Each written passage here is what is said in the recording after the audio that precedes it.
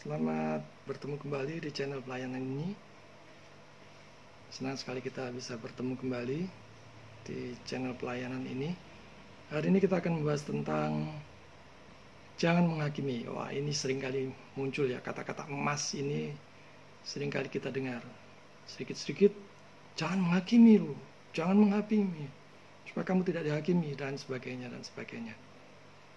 Nah, sebelum kita membahas tentang hal menghakimi ini, mohon bantuannya untuk subscribe, like, share, dan bunyikan loncengnya untuk terus mendukung kemajuan channel pelayanan ini. Mari kita mulai dengan melihat dari Matius pasal 7 ayat 1. Matius pasal 7 ayat 1. Jangan kamu menghakimi supaya kamu tidak dihakimi. Wah, ini ya kata-kata kayak senjata pamungkas bagi banyak orang kalau sedang berselisih, sedang berdebat, atau hal-hal yang mungkin akan membahayakan dirinya untuk membela dirinya. Jangan menghakimi. Satu lagi saya ajak saudara-saudara untuk melihat Yohanes pasal 7 ayat 24. Nah, ini penting. Satu sisi tadi, jangan kamu menghakimi supaya tidak dihakimi. Yohanes 7 ayat 24. Janganlah menghakimi menurut apa yang nampak, tetapi hakimilah dengan adil. Nah, mudah mengingat satu ayat itu bagus ya. Tetapi jangan asal main comot satu ayat dan buru-buru menyimpulkannya tanpa melihat ayat-ayat yang lain dalam kitab suci yang berhubungan dengan bagian tersebut. Agar kita tahu persis artinya, supaya tidak saling bertentangan, tidak bertabrakan satu dengan yang lainnya. Mengapa harus demikian? Karena Allah yang kita sembah bukan Allah yang mempunyai lidah bercabang. Mari kita bahas tentang jangan menghakimi. Mungkin kita sering mendengar ungkapan ini ya, atau melihatnya di sosial media. Nah, saat ini kan ada banyak debat-debat di mana-mana ya, atau saling mengkritik, saling mengkritisi, saling menanggapi, dan sebagainya. Dan kata-kata mutiaranya ini dia, jangan menghakimi. Nah, pada saat seseorang memberikan suatu penilaian kepada orang lain, khususnya kepada seorang hamba Tuhan, kata-kata ini yang terlontar. Apalagi kalau itu adalah hamba Tuhan yang mempunyai nama besar. Perlu diingat bahwa pada saat kita memberikan suatu penilaian atas orang yang memberikan penilaian tersebut, sebenarnya kita pun juga melakukan hal yang sama, yaitu sedang menghakimi.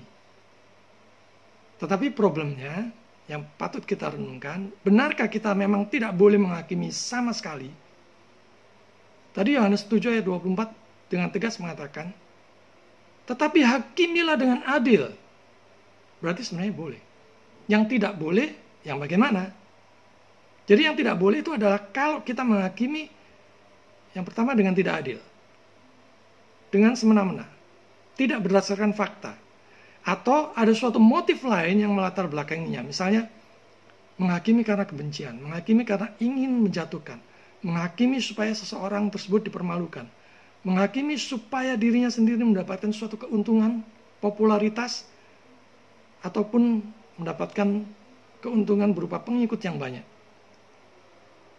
Kalau itu menyangkut suatu pengajaran yang memang menyimpang secara dasari, menyimpang dari dasar-dasar kebenaran iman Kristen atau bahkan sesat, maka kita harus menyatakannya supaya orang lain tidak ikut tersesat ataupun menyimpang.